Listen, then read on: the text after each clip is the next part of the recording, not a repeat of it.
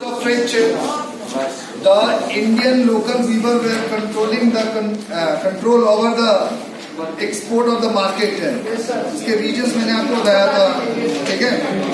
अब देखो, जैसे मैंने आपको समझाया था कि जो इंडियन मर्चेंट्स थे,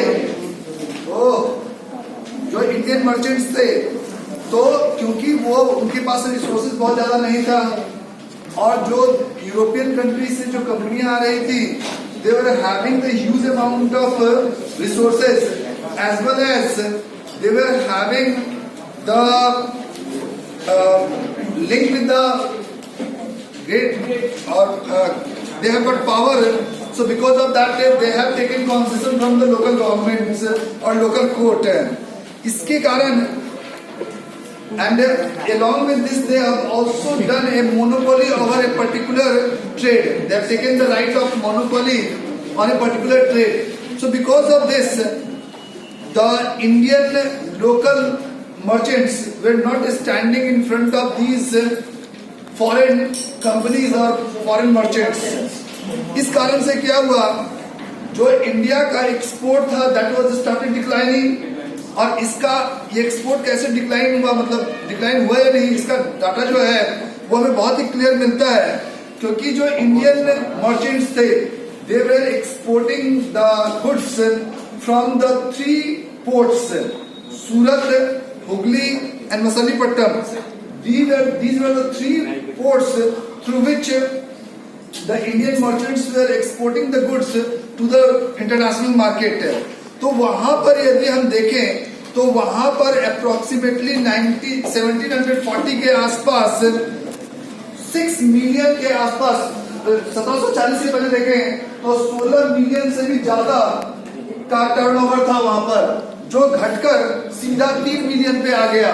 तो इसका सीधा सा मतलब है कि जो एक्सपोर्ट था इंडिया का वो डिक्लाइन हुआ या नहीं। और डिक्लाइन होने के कारण क्या हुआ, जो ये पोर्ट्स थे सूरत, हुगली एंड मछलीपट्टनम, ये पोर्ट्स जो थे ये बंद होने लगे। और क्योंकि जो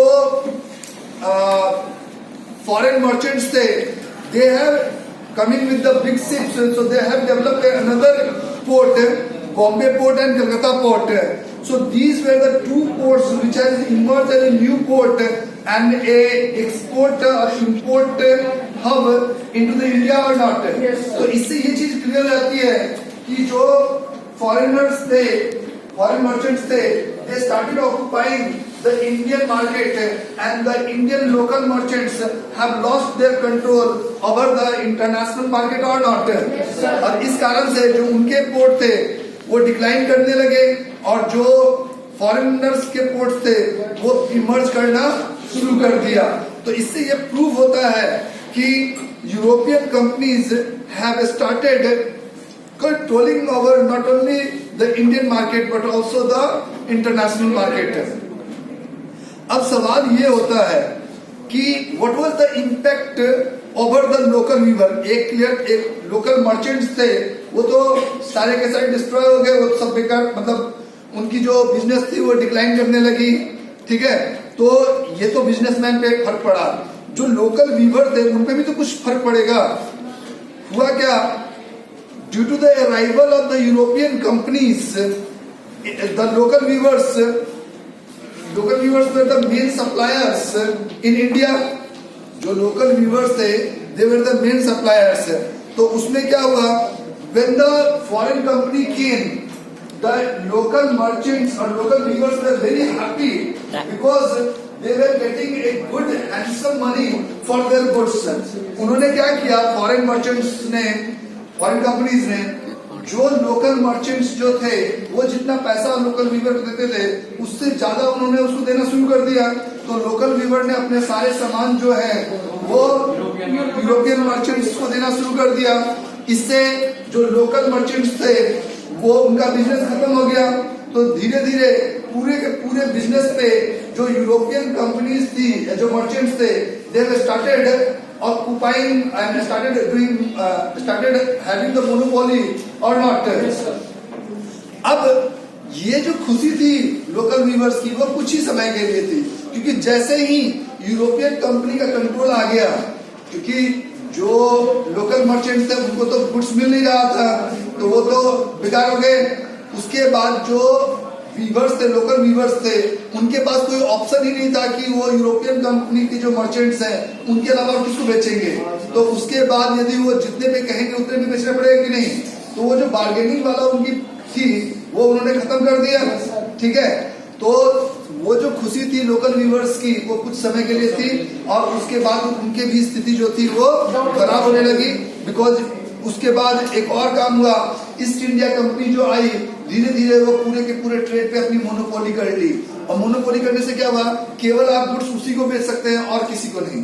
अब इस चीज के लिए कि ईस्ट इंडिया कंपनी ने क्या किया कि उसकी मोनोपोली एक पर्टिकुलर ट्रेड पे हो जाए, उसने कुछ कदम उठाए। वो उन्होंने जो कदम उठाए उसमें बेसिकली 2 कदम ऐसे थे जो लोकल वीवर्स को पूरी तरीके से बार्गेनिंग का जो चांस था वो खत्म कर दिया। And the weavers get pressurized that whatever the goods that they will be making, they will sell only to the East India Company. अब उसके लिए क्या किया, सबसे पहले उन्होंने appointment of gomasthas were the paid servant of the East India Company, and they were appointed so that the regular supply of the goods can be maintained from the local weavers or not. तो Britishers जो थे, East India Company जो थी, उन्होंने direct अपना involvement हटा दिया। उन्होंने एक पेड सर्वेंट छोड़ दिया जिन्हें गोमेथास कहते थे, और वो इस चीज को देखते थे कि जो लोकल वीवर्स है वो रेगुलरली उनको सामान दे ताकि वो ईस्ट इंडिया कंपनी को पहुंचा दे और ईस्ट इंडिया कंपनी उसको इंटरनेशनल मार्केट में सेल कर सके। And the second was providing advance to the weavers, अब अपॉइंटमेंट ऑफ गोमेथास क्या थे, गोमेथास were the paid servant of the British East India Company, and they were appointed for making a regular supply, to maintain the regular supply of goods to the East India Company or not? Yes, sir. तो इससे जो east India company की tension थी कि मुझे goods मिलेगा या नहीं मिलेगा, रेगुलर सप्लाई मिलेगा, वो खत्म हो गया, पहली बात। दूसरी बात, system of advance was started. System of advance में क्या था, the direct control over the weavers of the company started occurring. उसमें क्या हुआ, द ईस्ट इंडिया कंपनी और the company started giving advance to the weavers. अब when they started giving advance to the weavers, the weavers get bounded that whatever the promise that they have done to supply the goods to the British Indian Company, जब तक वो उसको supply नहीं करेगा क्या वो किसी और को सामान दे सकता है।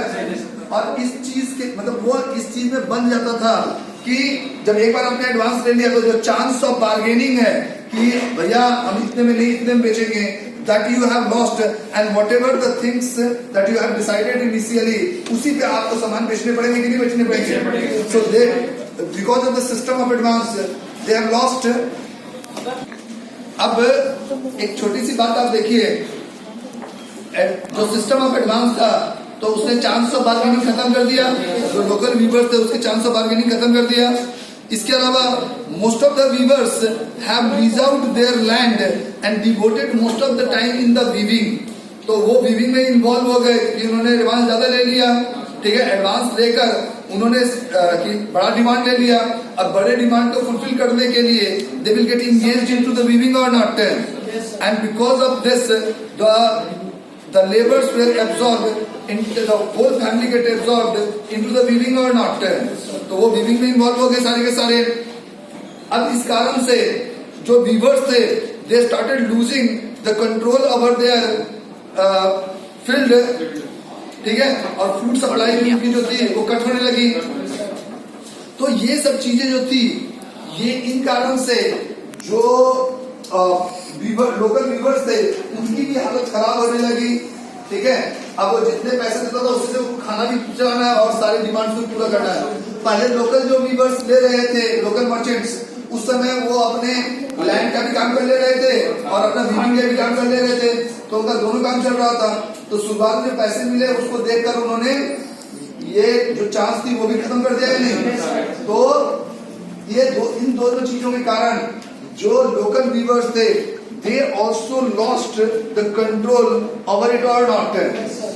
एक चीज क्लियर हो गया। अब दूसरी बात हम करते हैं। सो तुमसे क्वेश्चन कैसे आएगा? तुमसे क्वेश्चन आएगा एक तो स्मॉल क्वेश्चन, मतलब 1 या 2 नंबर में आता है, इससे से पूछ देता है व्हाट हु वेर गोमेथास। तो गोमेथास क्या था बता रखा है आपको? They are the East India Company and we were appointed for maintaining a regular supply of goods from the local weavers और to the East India Company और नॉट। इसके अलावा एक क्वेश्चन ऐसे पूछा जाएगा, what were the steps which East India Company have took so that they can got a monopoly over the trade or not? The appointment of Gomathas and system of advance। देख सकते हो? अब एक बात समझो, जो appointments हुए थे Gomathas के, commonly they were outsiders, so they were not knowing the local or they were not knowing the custom and the customs of the villagers, क्योंकि वो बाहर के थे। जहां पर उनको अपॉइंट किया जाता था वो वहां के नहीं हुआ करते थे, वो बाहर के हुआ करते थे। तो बाहर वाले को उस गांव की कस्टम और कल्चर के बारे में नहीं मालूम होगा, तो वो इस चीज के लिए हमेशा दबाव बनाते रहते थे विलेजर्स पे, भैया पर्व है त्योहार है, मुझे इससे कोई मतलब नहीं, तुम मेरे काम को पूरा पहले करो और उसके बाद अपना जो करना है। तो इस कारण से अब उनके पर्व त्योहार को आप डिस्टर्ब करोगे, ठीक है, उस चीज को रोकने के लिए वो वहां के पुलिस को लेकर आते थे और उन पे दबाव बनाते थे। तो इस चीज से जो लोकल वीवर्स थे they were very much annoyed with the gomasthas और नॉट, और इस कारण से बार बार उनके बीच में conflict, gomasthas and local weavers के बीच में कॉन्फ्लिक्ट होते रहता था, ठीक है। So this was the main reason because of which the villagers and the gomasthas were in conflict with one another. तो क्या रीजंस थे जिस कारण से गोमेथास और लोकल वीवर्स उनके बीच में कॉन्फ्लिक्ट होते रहती थी? समझ में आ गया? yes, अब सवाल ये था कि in the turn of 19th century, late 19th century में क्या हुआ, जो कॉटन वीवर्स थे they were facing a new set of problems. 19th century में जो कॉटन वीवर्स थे उनके लिए एक नया प्रॉब्लम आने लगा, and that was Manchester. Manchester came to India. Manchester came to India क्या था ये समझिए। ईस्ट इंडिया कंपनी जो थी they started synthesizing the cotton textile, और कॉटन टेक्सटाइल वहां पर इंडस्ट्री सेटअप होने लगे थे। ईस्ट इंडिया मतलब यूरोपियन कंट्री ब्रिटेन में कॉटन टेक्सटाइल फैक्ट्रीज स्टैब्लिश होने लगी थी। अब जो फैक्ट्रीज थी और इंडस्ट्रीज थी they were involved in the mass production और not, they were involved in the mass production. So for the mass production, they will be requiring a huge amount of raw material or less amount of raw material. Huge amount of raw material. So that raw material was coming from the Asian and American countries. और उसी समय 90s में America जो war, American independence war था वो break out हो गया, वो शुरू हो गई वहां पे। तो उसके शुरू होने से क्या हुआ, वहां से जो रॉ मटेरियल आ रहा था वो सप्लाई बंद हो जाएगा। तो जो आपके सप्लाई बंद हो गया तो इससे जो गुड्स बन रहे होंगे कम बनेंगे या ज्यादा बनेंगे? कम बनेंगे। तो इन्होंने 2 कदम उठाया। इन्होंने 2 कदम क्या उठाया, इन्होंने इंडिया के जो फार्मर्स थे इनसे रॉ मटेरियल खरीदना शुरू किया, ठीक है। तो जब रॉ मटेरियल खरीदना शुरू कर दिया तो उससे क्या हुआ, जो लोकल वीवर्स थे वो उनके पास रॉ मटेरियल तो बचा ही नहीं, क्योंकि इंडिया का जो रॉ मटेरियल था वो तो ईस्ट इंडिया कंपनी अपने लिए, मैनचेस्टर के लिए वहां जो फैक्ट्रीज थे उसके लिए वो रॉ मटेरियल वहां उठा लिया। तो जो रॉ मटेरियल बचा भी वो लो क्वालिटी का बचा और वो भी महंगा बिकता था, जो इंडियन वीवर के लिए चाहिए था, और उसके जो गुड्स बनेंगे वो महंगे हो जाएंगे।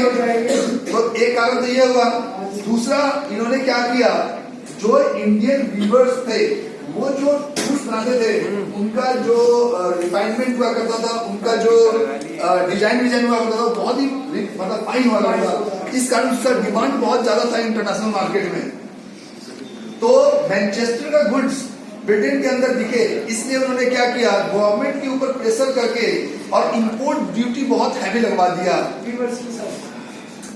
जो कंपनियां थी ब्रिटेन की, तो ब्रिटेन की कंपनियां जो थी तो इंडियन गुड्स का वहां डिमांड था, ठीक है। तो उस चीज को रोकने के लिए उन्होंने क्या किया, उन्होंने गवर्नमेंट के ऊपर दबाव बनाया कि आप इंपोर्ट ड्यूटी जो है इसके ऊपर बहुत हैवी लगा दीजिए, ठीक है। जब इंपोर्ट ड्यूटी लगेगा पहले से तो महंगा आ ही रहा है और ज्यादा महंगा हो जाएगा, तो इससे लोग जो ब्रिटेन के अंदर उसका सेल नहीं होगा और जो वहां बन रहा है फैक्ट्री के अंदर वो सस्ता हो जाएगा, तो वो वहां के मार्केट में आराम से बिक सकता है या नहीं।